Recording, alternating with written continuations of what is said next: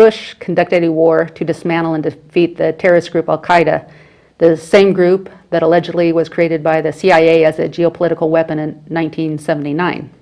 While the enemy was on the run, Obama is now given weapons and rebuilding our enemies. He has been propping up the Muslim Brotherhood, which is no surprise considering the place he has given them at the White House to assist in foreign policy decisions.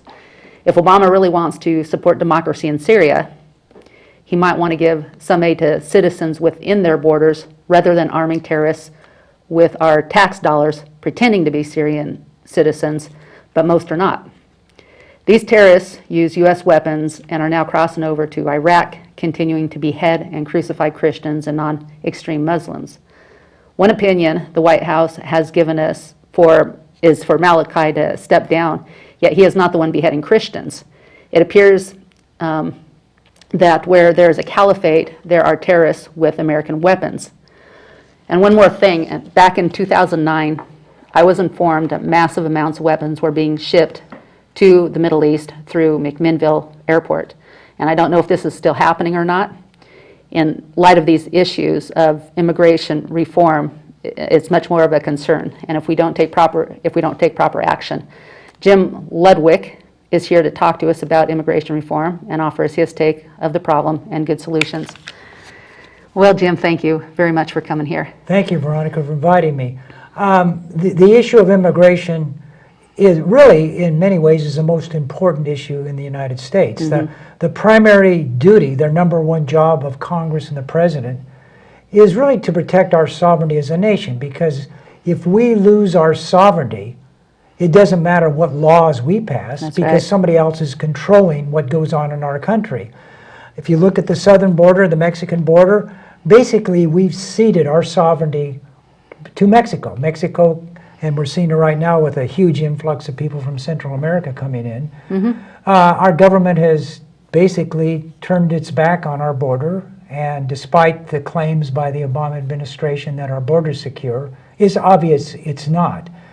And it's appalling that the most important thing they should be doing, protecting our sovereignty, mm-hmm. they don't seem to care.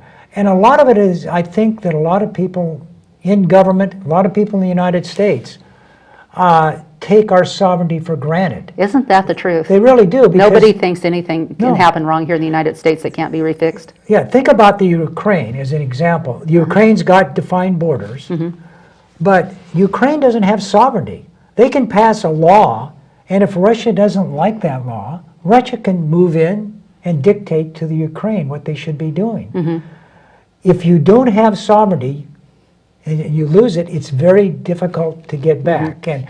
And in the issue of immigration, by turning a blind eye to illegal immigration, we're basically ceding control over most of our parts of government because we're not enforcing the laws of who can come in and who can't come in legally. Right. You know, unless people come in who understand our history and understand our Constitution, it's perfectly natural for them to bring whatever problems they came from into our land with enough people. Now, you know, our nation could tolerate probably a little bit of that, but to the degree that it's happening, I don't think our nation can handle it. Well, to your point about understanding our Constitution, I'm sorry, I got to laugh a little bit. Mm-hmm. We have a government that doesn't understand the Constitution. So why would we expect somebody from a poor mm-hmm. neighborhood in Central America to have any idea of our Constitution or even believe it exists? Because we have a Congress that doesn't seem to be willing to stand up for its place in the government. We have a president who puts aside the Constitution all the time by executive orders. Yeah, it's so goofy. You know, I know somebody who voted for him because they thought it was great that he was a constitutional scholar. Mm-hmm. And I don't doubt that he wasn't a constitutional scholar to learn how to dismantle it, but it's obvious that's what he's doing, is dismantling our Constitution. I agree. I mean, it's clearly defined. Mm-hmm. The House of Representatives passes laws. The Senate concurs or doesn't mm-hmm. concur. The president is required to enforce the laws that the Congress passes. And yet, that doesn't seem to be the case anymore. And you know what's appalling to me is September 11th, 2001 really wasn't that long ago. 9/11. Yeah. And we have lost our sense of urgency over time, and I guess that's human nature that you do that. But if I tie it into what's going on in Oregon right now, as I mentioned to you earlier in our conversation, the Oregon legislature passed a bill last year, Senate Bill 833, which would give driver's cards to illegal aliens. We're opposed to that for many reasons. First of all, you shouldn't reward people for doing something illegally. But secondly, we're basically opening our door to people who might be terrorists, because that's what we're talking about right now. When Muhammad Atta came here, he came here on a 6-month visa. One of the first things he did was go to Florida and get a 6-year driver's license. He used that license as an ID to rent a motel room, open bank accounts, take flying lessons, and board a plane on 9/11.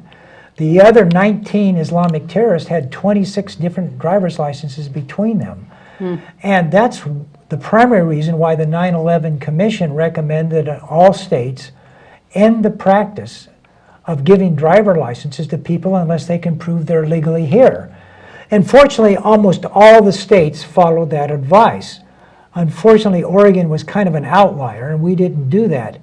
However, in late 2007, Governor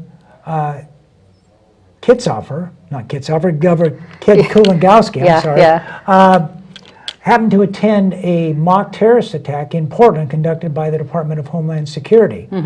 And following that exercise, he met with those officials, and they told him that Oregon's driver's license at that point had become the gold standard for potential terrorists, illegal aliens, and the Mexican drug cartel. And there are two primary reasons for that.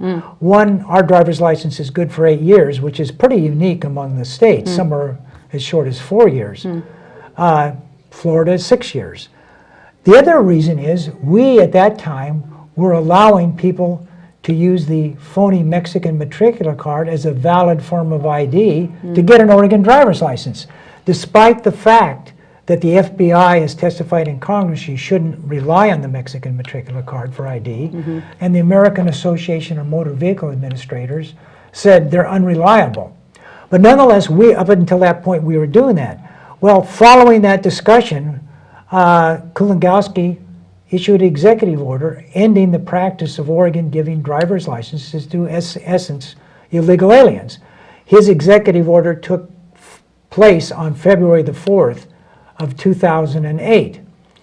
And that was a Monday.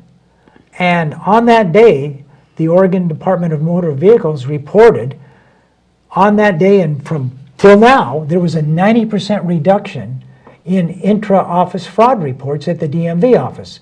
An intra-office fraud report is a report of someone trying to get a driver's license at one DMV office, getting turned down and going to another and trying to get it.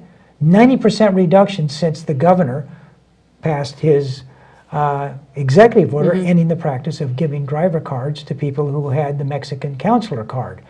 Well, fortunately, the Oregon legislature in 2008, when they convened, passed Senate Bill 1080, which put into state law the requirement that you've got to prove that you have a legal right to be in the country to get that. And I want to read briefly the Go ahead. I'm sorry, I want to read briefly the executive order that Governor Kulongoski issued for the driver's license. And I'm going to quote, this is Governor Kulongoski. Oregon must tighten rules on driver's license because the state has become a magnet for non-citizens who want identification card for nefarious purposes. Criminal organizations both inside and outside the state of Oregon, for a fee, provide them with fake residency documents solely for the purpose of illegally obtaining an Oregon driver's license, close quote. So Oregon ended that practice because the drug cartel were taking advantage and illegal aliens were taking advantage of Oregon's lax driver's licenses. Well, in 2010, we had a new governor, John Kitzhofer. And John Kitzhofer is in favor of giving driver cards to illegal aliens. And on May the 1st, on May Day of 2012, he was going to give a speech to the May Day participants, and a lot of them were pro-illegal alien groups of people there. May Day is a communist May Day. holiday. Yeah, it's at the very least a socialist holiday.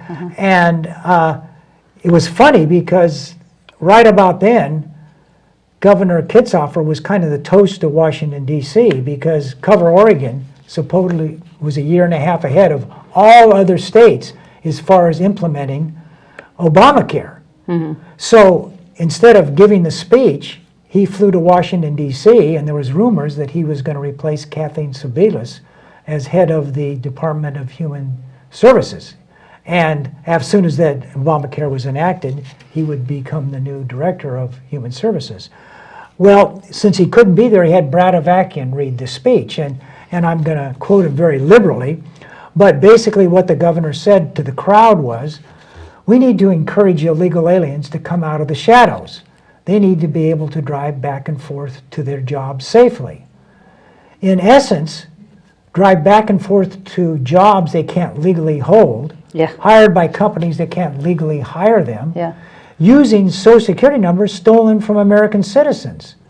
That's the antithesis of the concept of the rule of law.